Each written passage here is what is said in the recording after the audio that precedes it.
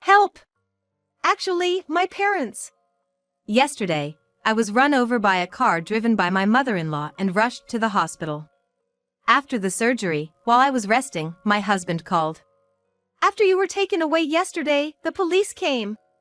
I told them you were startled by the car and fell. But now they're saying someone saw Mom run you over. Summarizing my husband's excited rambling, it seems both my in-laws were taken to the police station. I was indeed injured by my mother-in-law driving the car yesterday. Yet, both the person who ran me over and my father-in-law, who was in the passenger seat, lied in their testimony. My husband had orchestrated it, making it seem like I fell and got injured. I was dumbfounded for a while. Hey! Are you listening? Anyway, you need to go and explain that it was just a fall. That's the first thing he says to me after I was rushed to the hospital. My anger reached its limit, and I decided to take revenge on my husband and in-laws. They must think I'll always do as they wish, but that won't happen. Then it struck me. Yes, this will surely prove I was run over by my mother-in-law. In pain, I reached for my phone again. My name is Emma, I'm 50 years old. Since marrying, I've been a homemaker. I met my husband, Hayden, in my 20s, a typical office romance. He was assigned to look after me when I joined the company. He wasn't particularly handsome or appealing to women. Naturally, I had no romantic feelings for him. I never saw him as more than a colleague, just diligently following his instructions every day. However, working together, he took a keen interest in me. I thought he was just happy to have a subordinate close to his age, but gradually realized it was more than that. Initially reluctant, I started feeling good about being flattered every day. Thinking back, I don't know what I saw in him. But I fell for his sweet talk, and we started dating. We worked together for a while, and about a year later, he proposed. Having no reason to refuse, I accepted. Convincing myself this was what life was about, I started a new chapter. At my husband's behest, I quit my job and, without discussion, started living at his parents' house. I had visited my in-laws a few times before marrying, but never imagined living with them. They were warm and welcoming on those few occasions, which reassured me. By that time, my father-in-law had retired, so I spent my days with them while my husband was at work. There was no sweet newlywed life. It was nothing like I had imagined. At first, they seemed somewhat considerate, but their attitude towards me changed over time. My mother-in-law's demands grew day by day, crushing my spirit. You're able to be a homemaker thanks to Hayden, so you better be perfect at housework. Whenever something slightly displeased her, she would eagerly scold me. She never doubted her mission to educate the imperfect daughter-in-law, which seemed to be her life's purpose. She lived with her mother-in-law too and often bored me with stories of back in my day. Times and values have changed. Being forced to accept her outdated mindset was nothing but a nuisance. But due to my position, I had no choice but to silently endure her constant nagging. She often went to a cafe with her friends of the same age, where they seemingly enjoyed bashing their daughters-in-law. Oddly enough, they didn't brag about how great their daughters-in-law were, but rather competed over who had the worst one. Hearing these stories made me wonder if I would end up like them, filling me with dread. As for my father-in-law, he wasn't exactly supportive either. Although he didn't antagonize me like my mother-in-law, he complained about my cooking almost daily. The seasoning is too strong today. Are you trying to get rid of the elderly quickly? His old-fashioned attitude, viewing women as inferior, was evident. Whenever the topic comes up, he keeps saying how women should be. That women should be considerate and assist men, or that they should understand things without being told. It's embarrassingly idealistic. I guess some people never change, always acting high and mighty no matter their age. My father-in-law doesn't exactly pick on me. He's more about boasting his beliefs to me, proud of his outdated thinking. He'll probably never realize his mistakes and just keep getting older like this. They're just like those unpleasant in-laws you see in dramas. I've tried discussing it with my husband several times, but he always gives vague responses. Instead, as our marriage has gotten longer, he started blaming me. My parents are elderly, you should be kinder to them. Isn't that what a daughter-in-law should do? Like father, like son. Following in his parents' footsteps, my husband also started to look down on and exploit me. He doesn't help with anything when he comes home, just sits there as if it's the most natural thing. Maybe things would have been different if we had kids, but we never had any. I went to the hospital for infertility treatments until my late 30s, but the dream never came true. Right after we got married, my in-laws were always pressuring me about when they would see a grandchild. It's not entirely my fault. Children are a blessing. It's ridiculous to think about having a baby just for my in-laws. I figured there was no need to force it, so I gave up when I turned 40. In this less than happy life, there were people who supported me. The couple, who lived across the street. Juliana and Kyle lived together without any children. Kyle's mother had lived with her mother-in-law and she didn't want to cause the same trouble, so he refused to live together. Juliana was there for me during my infertility struggles and even listened to my complaints about my in-laws. My in-laws and husband are all about appearances, so Juliana was initially surprised. I thought your husband was a nice guy. It's a bit off-putting that he's still not independent from his parents at his age. Thanks to Juliana, I managed to get through life without getting too overwhelmed. My mother-in-law, over 75, still drives herself when going out. It looks dangerous, and I've warned my husband, but he doesn't listen. If I suggest she should give up her driver's license, he explodes, "Are you calling my mom an idiot?" He gets furious, thinking I'm insulting his mother. I tried talking to my mother-in-law too, but she still thinks she's young. "Are you treating me like an old lady? You're really unpleasant," she says, getting as angry as my husband. I was worried something terrible might happen, and it did, but not in the way I expected. That day, as usual, I walked to the nearby supermarket. Without a driver's license, walking is mostly how I get around. I thought about getting a license after starting a job, but I got married sooner than expected. When I discussed it with my husband, he was against it, saying, "I can drive, so you don't need it." On sale days, I end up with too much to carry, but there's no way I can ask my husband or mother-in-law for a ride. My husband, who used to happily offer a ride when we were younger, now just scoffs and refuses.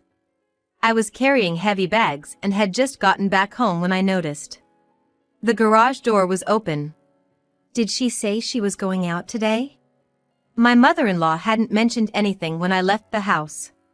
Well, never mind, I thought, passing the garage to head to the front door, when suddenly a car roared out of the garage at high speed. "Oh!" It was the only silly thing I could utter in surprise. The next moment, the car hit me without slowing down. It threw me backward by the impact and groceries tumbled from my bags. In that position, my body slammed into the asphalt. Dazed, not understanding what happened, I felt a sharp pain in the back of my head from the impact. I couldn't get up. All I could do was lie there, looking up at the sky. How long had passed when I realized Juliana was looking down at me? "Hang in there! I've called an ambulance, everything's gonna be okay." Juliana's face, speaking to me, was pale and strained. I wondered if things had gotten that serious. A naive question crossed my mind. As I moved my aching head slightly, I could see blood flowing from it. Seeing this, I began to understand the gravity of my situation. I started to realize the seriousness of the situation. But there was nothing I could do, unable to move. Soon, I could hear the ambulance siren getting closer. "Just a little longer! They're almost here, hang on!" As I listened to Juliana's desperate encouragement, my head started to feel fuzzy. "No, no! Just a little longer!" Despite her words, I closed my eyes. When I opened them again, I was lying on a hospital bed. A tube 4 was connected to my hand, and I could see the fluid dripping continuously. Realizing I was saved, tears naturally flowed. Moving my head slightly brought sharp pain. It was no wonder, given the bleeding. "Ugh!" As I groaned in bed, a nurse rushed over. "You shouldn't move your head yet." I had many questions, but listened silently to the nurse's explanation. It had been 1 day since the accident. I was rushed to the hospital by the emergency team called by Juliana. After arriving, I underwent surgery to stitch up my head and survived. Juliana had stayed with me the whole time, and now she had returned home as it was past visiting hours. It seemed she had contacted my husband Hayden too, but after telling him the surgery was successful, he didn't say anything else. My whole body was in pain, but there was no life-threatening injury. I just needed to rest for a while. However, I didn't feel like doing anything. With so many things to think about, I just closed my eyes. Soon after, my phone on the bedside table started ringing insistently. I didn't want to answer, but the calls persisted. After several repeats, it seemed there was no sign of giving up. I found my phone without moving my head and saw Hayden on the screen. Thinking he must be worried, I answered with a slight relief. "Help! Actually, my parents." Hayden started speaking without giving me a chance to talk. "After you were taken away yesterday, the police came. I told them you were startled by the car and fell. But now they're saying someone saw Mom run you over." Summarizing my husband's frantic story, it seems both of my in-laws had been taken to the police station. Indeed, I was injured by a car driven by my mother-in-law. Yet, she and my father-in-law, who was in the passenger seat, had lied. Even Hayden had instructed them to agree that I had fallen and got hurt. I was dumbfounded for a while. Fortunately, the car wasn't damaged. Dad wasn't hurt, but Mom seemed to have twisted her neck from the collision. Despite that, poor them, the police are being so one-sided. He was more concerned about the car and his parents, oblivious to my shock. How rotten can this family be? Since picking up the phone, has he said even one word of concern for me? No, nothing. He was only worried about his parents, taken to the police, and even wanted me to prove their innocence. "Hey! Are you listening? Anyway, you need to go and explain it was just a fall. The number you have dialed is currently..." He was talking to me one-sidedly, but he was surprised by my first response. "Huh?" I cut off the call. Calls from Hayden continued for a while, but I, infuriated, set my phone to reject his calls. I later learned that my in-laws had been taken to the police station, just as my husband had said on the phone. Sometime later, my husband Hayden was also taken to the police station where my in-laws were waiting. It was Juliana, our neighbor, who had seen everything unfold. She was the one who had originally called the police about my mother-in-law's crime. After accompanying me in the ambulance, she handled various procedures in place of Hayden. She was questioned by the police officers who arrived at the scene. It seems her questioning happened after they had already spoken to my in-laws, serving as a sort of corroboration of the story. Juliana noticed the accident when she heard a loud noise outside. Looking out her window, she saw me lying on the street. And she hurriedly called an ambulance before rushing out. By that time, my mother-in-law's car was gone, and it wasn't clear what had happened. Juliana was more concerned about my safety than finding the cause. When questioned, she told the truth. However, my in-laws immediately denied any suggestion by the police that I had been hit by a car. Sensing something was off, Juliana kept thinking even after the police officer left. After ensuring my surgery was complete, she returned home and discussed the incident with her husband Kyle. Then Kyle came up with an unexpected solution. "The car's dashcam, it records 24/7. The accident happened right in front of our car, it must have caught everything." They checked the camera in their car together. Just as I thought. True to Kyle's hunch, the moment of my accident was recorded. The footage unmistakably showed my mother-in-law hitting me with her car. After I fell, my father-in-law peeked out of the car window before they drove away. It was a clear hit and run. Armed with the footage of my in-laws' crime, they went to the police station. They were able to prove that I hadn't simply fallen and injured myself. The police, having heard from Juliana, immediately questioned my in-laws. Despite the video evidence, my in-laws were reluctant to admit their guilt. "That video is a setup. Someone is trying to frame me. Officer, please, you can't put an old lady like me in jail, right?" Both my mother-in-law and father-in-law were embarrassingly adamant in denying the crime. Eventually, my mother-in-law admitted guilt, claiming she was instructed to hide the truth by her son. Indeed, Hayden had told his parents to align their stories. But I questioned my mother-in-law's sanity for betraying her own son to save herself. My father-in-law, perhaps tired from the interrogation, admitted that he was in the passenger seat but had fled without helping me. When the police interrogated Hayden, he also struggled to admit his involvement. Then a detective came to my hospital room. "Your parents both say they were instructed by their son to cover up the accident. At first, they lied through their teeth, but this seems to be the truth." Perhaps feeling sorry for my ordeal, the detective spoke with evident regret. They inspected the car but found no major damage. If Hayden had repaired any damage to the car, it would have been considered evidence tampering. However, Hayden wisely decided against it. Since then, I haven't seen Hayden at all and have lost all affection for him.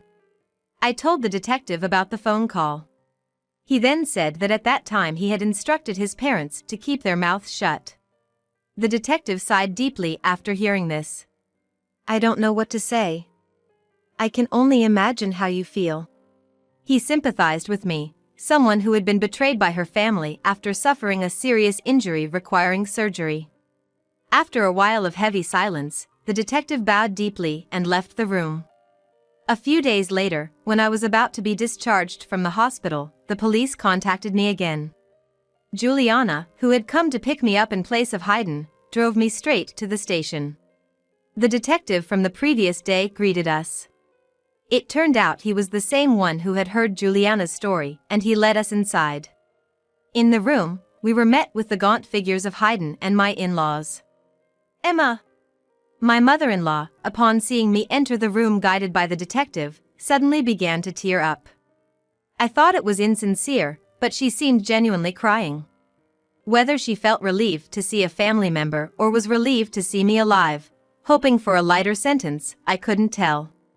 We waited for my mother-in-law to calm down before beginning. A female officer soothed her, and she finally seemed ready to talk. My father-in-law, sitting next to her, looked utterly exhausted and kept repeating "I'm sorry" to me. The specific purpose of the day was to align the details of the accident with me, the victim, present. The screen displayed the footage of the accident submitted by Juliana. While watching it, the detective proceeded to discuss each detail. My in-laws answered the questions honestly, and I nodded in agreement, confirming the facts. The main issue was whether my husband Hayden was involved. Following my statement, his call history had been checked, which proved he had called me. However, even now, Hayden continued to deny any involvement. I, unfortunately, hadn't recorded the content of our call, so the conversation wasn't progressing. "Are you trying to frame me too, you liar?" At times, the detective calmed Hayden, who became emotional and appeared agitated. "Please stop. Lying any further will only lead to your regret. Do you want to betray your own mother and father to save yourself?" My warnings fell on deaf ears. Feeling an impasse, the detective spoke up. "So, your parents are continuing to lie to the police, is that correct?" With that question, Hayden fell silent. My words carried a different weight. "Your mother running over your wife is clearly captured on the video, which both of your parents have admitted to. But according to you, your parents, out of self-preservation, are implicating you as an accomplice." The detective's serious tone made Hayden's face tense. "Do you understand? The crimes of your parents are becoming even more serious." Hearing this, Hayden finally admitted his guilt. At the very end, he realized the gravity of his actions. With Hayden's confession, all three were fully exposed. Police officers in the room started moving around hurriedly. "Regarding this matter," the detective then turned to me, discussing whether I wanted to withdraw the complaint. While the crimes committed by the three couldn't be erased, this decision would significantly alter their fate. However, I firmly declined. I was lucky to survive, but their decision to flee the scene right after the accident is unforgivable. I'll be filing a complaint to ensure they pay for their crimes. My decision caused a significant stir among them. My mother-in-law cried out loud, and both my father-in-law and Haydn slumped in despair. They probably never imagined I would make such a ruthless decision. They all believed themselves to be good spouses, a good mother-in-law, and a good father-in-law, assuming I would naturally forgive them. Had they handled the situation properly after the accident, it wouldn't have come to this. But my in-laws chose to protect themselves over my life. Haydn prioritized his parents' and public image over his wife's life. I want them to reflect on the gravity of their actions and duly pay for their crimes. I stood up silently and left the room. Accompanied by Juliana, I started the paperwork in a separate room. Living with my in-laws and Haydn for years. It would be a lie if I said that it doesn't hurt my heart. Above all, I was the one most hurt. Even if my physical injuries heal, this trauma will follow me for life. Despite not having done anything wrong, I felt far from relieved. By the time we left the police station, it was already dark. Juliana, thoughtful as always, invited me to a celebratory dinner for my discharge. I gratefully accepted her invitation and headed to Juliana's home. Warmly welcomed by Juliana and Kyle, we enjoyed a meal together. For the first time in a long while, I laughed. They treated me as usual, with care and kindness. Even though my in-laws and Haydn were no longer in my life, I was now on my own, with legal proceedings and other tasks ahead. It felt overwhelming. But at that moment, I chose to forget all that and genuinely enjoyed myself. The morning after that pleasant night, I decided to divorce Haydn. There was no need to keep tormenting myself. Haydn seemed a bit chastened by the whole ordeal, but I realized I couldn't love him anymore. I immediately contacted a lawyer and brought up the subject of divorce with Haydn. At first, he seemed surprised, but soon he agreed, seemingly understanding the situation. I couldn't bear to see Haydn's pathetic state any longer, so I left everything else to my lawyer. The three of them faced criminal charges, and in addition, they were ordered to pay me a settlement.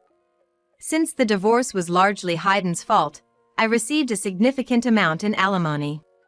I decided to leave my in-laws' house and rented an apartment with the money I received. I had planned to start anew in a distant place, but I chose to stay in the familiar town. There is a reason I didn't move away. Juliana's husband, Kyle, owned a company.